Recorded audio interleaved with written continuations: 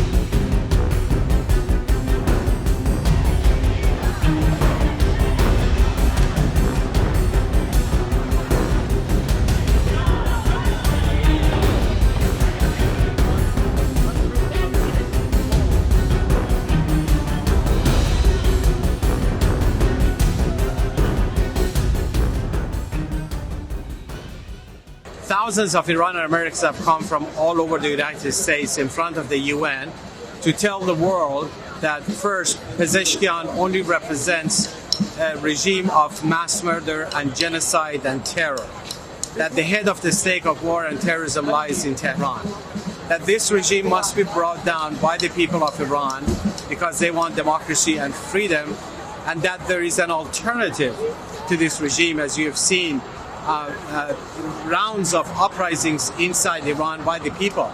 I think this year what's different than all the previous years is that the world has seen the role of the Iranian regime as the head of the snake of war and terrorism in the world. It's not a coincidence that Pezeshkian, the regime's president, makes his first foreign trip not to New York but to Iraq to express support for the Shia militias there. He expresses support for the Hezbollah in Lebanon and all of the regime's proxies. They want to continue the violence in the region. The people of Iran have sent a clear message. We will not arrest until the mullahs are gone, until the IRGC is dismantled, and until the people of Iran can breathe the air of freedom.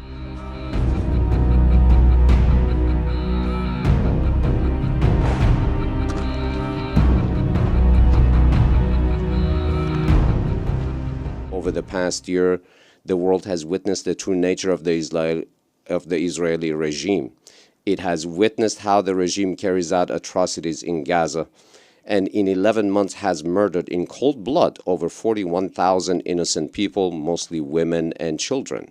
Its leaders label this genocide, the killing of children, war crimes, and state terrorism as legitimate self-defense.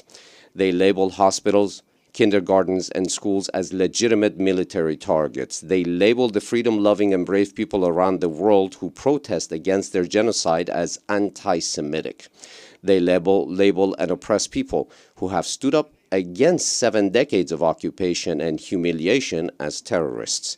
It is Israel that has assassinated our scientists, diplomats, and even guests on our soil, and supported, both covertly and overtly, terrorist groups like ISIS.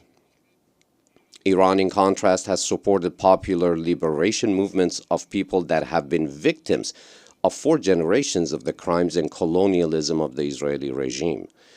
We have been siding with the people across the world who have flooded the streets in outrage against Israeli atrocities. We condemn Israeli crimes against humanity.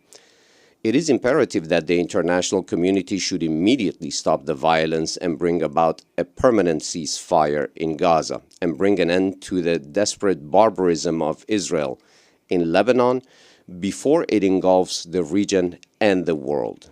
Israel has been defeated in Gaza, and no amount of barbaric violence can restore its myth of invincibility.